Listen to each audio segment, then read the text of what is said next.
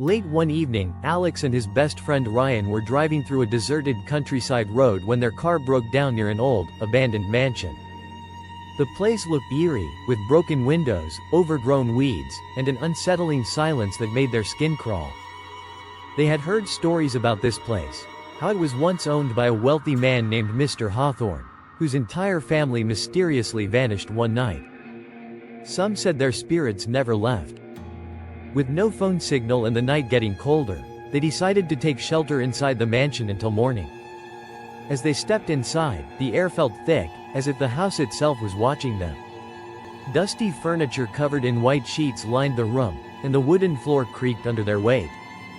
Then they heard it, a soft whisper.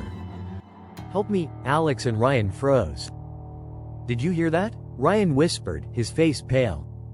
"Yeah," Alex replied, his heart pounding. "Maybe it's the wind," but deep down, they both knew there was no wind. The whispering continued, growing louder, echoing through the halls. Following the sound, they reached an old staircase leading to the attic. Despite every instinct telling them to turn back, they climbed up. The attic was dark, with only their flashlight cutting through the shadows. In the center of the room stood an old mirror, cracked and dusty. As Alex wiped off the dust, their reflections appeared, but something was wrong. Their reflections were smiling. Alex and Ryan weren't smiling. Before they could react, the reflections stepped out of the mirror. Alex stumbled back, watching in horror as their mirror selves grinned wider.